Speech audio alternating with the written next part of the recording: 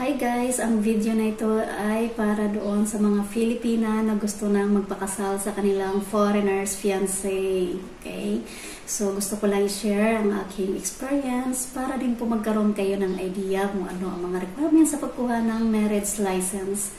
So ako at ang aking fiancé ay pumunta kami ng Quezon City Hall para magtanong kung ano mga requirements sa pagkuha ng marriage license. Ito na ang mga list para sa requirements. So, Certificate of Legal Capacity to Contract Marriage. Sa hindi pa nakakaalam, meron akong vlog niyan. Panoorin nyo na lang kung paano at kung ano ang mga requirements sa pagkuha ng legal capacity to contract marriage doon sa inyong mga embassy. Ibang requirements ay ang application form for marriage license. Isa para doon sa groom, isa naman sa bride. I-fill up niya lang yun. And then, sa groom foreigner, ang ibang requirements ay ang divorce paper translated into English. Okay? Kasi ang aking fiancé ay isang divorce. And then, ang kanyang birth certificate, kanyang passport, plus photocopy ng kanyang last arrival dito sa Philippines.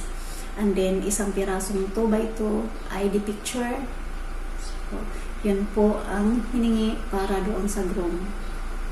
At para naman sa bride na Pilipino, ang hinihingi sa akin ay ang aking birth certificate, sinumar, death certificate dahil ako po ay isang widow. And then, isang valid ID ng aking pagkadalaga. So, isang valid ID ng apelyido doon ay nung ako ay dalaga pa. And then, isang pirasong 2x2 ID picture. So, yun po ang mga requirements na hiningi sa akin ng City Hall.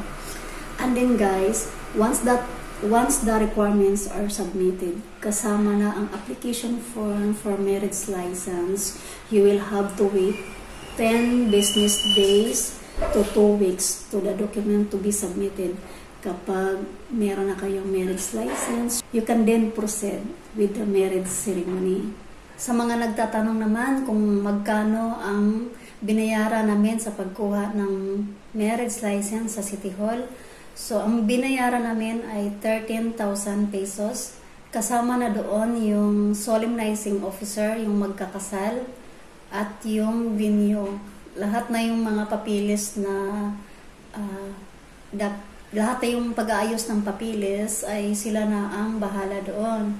So, pumunta ka na lang sa araw ng iyong kasal doon sa venue and then, okay na.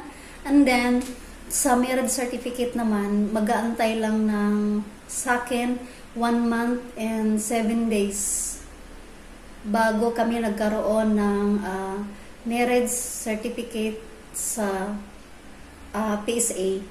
So, nung nakakuha na ako ng marriage certificate sa PSA ay doon na rin ako nag-asikaso, nagpapalit na rin ako ng aking status from passport, the rest, all. Nagpalit na ako ng mga dapat ayusin para sa pag-asikaso naman ng aking visa ay kumpleto na.